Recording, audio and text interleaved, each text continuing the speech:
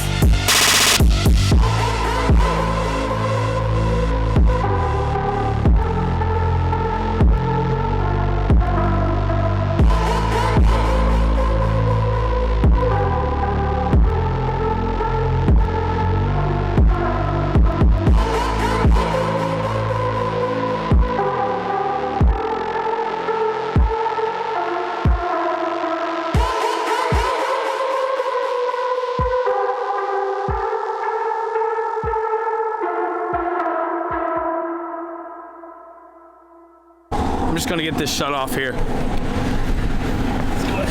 Look at that. $4.99. I don't drive this car enough. Just go ahead, shut the auto. You guys are probably wondering, why did I even do this? Well, to be honest with you, to be fair, I really like the C8. I like the C8 taillights. Sorry, we got some sirens in the background if you hear.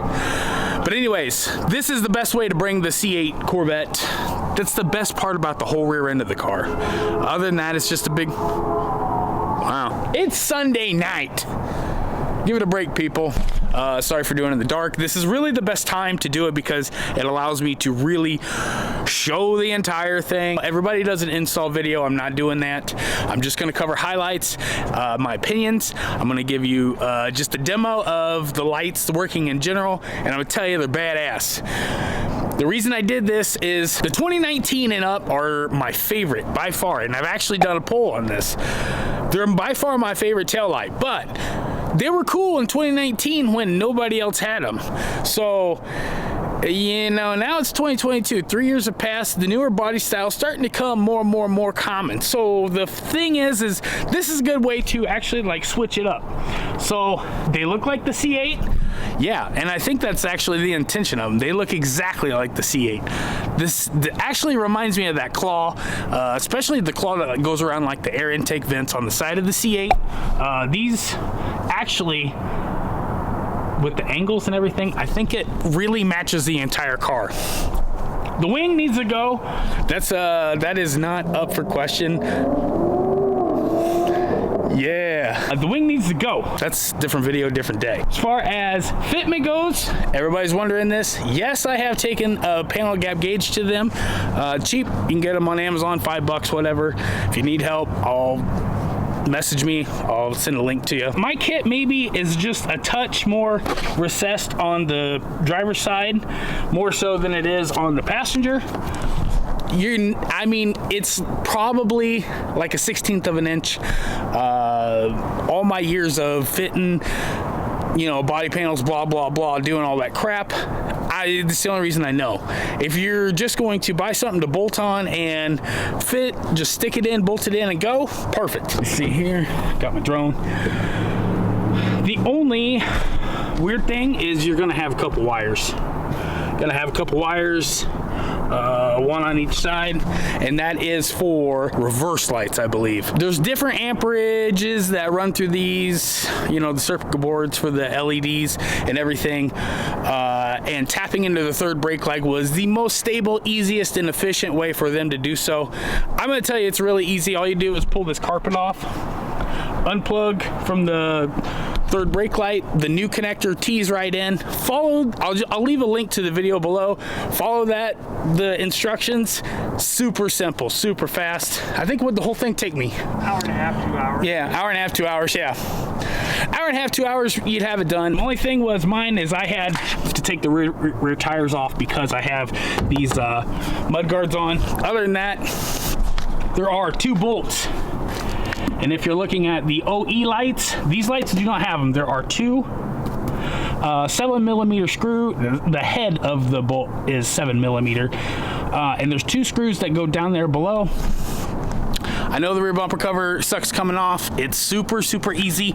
If you have a ZL1 or a 2SS, anything with the rear parking sensors, go down here. There's 2 connectors. There's a series of bolts, series of screws that go down. Other than that, everything, it just pops right off. There's a plastic rail that runs along here. I'll put a picture of that up. You can see it's pretty delicate, so don't be like tugging and, you know, don't break that, is what I'm saying. 2 connectors, there's 1 connector over there, and then just pull. The bumper cover will pop right off. It takes probably 10 minutes, 15 minutes, did you say? Yeah, it's easy. If you don't feel comfortable doing this, a body shop's gonna be your friend. Just take the taillights to the body shop and say, I need you to put these in. Under here is where you're gonna plug resistors in, and this is for your turn signals. Man, it is a weekend. What is all this?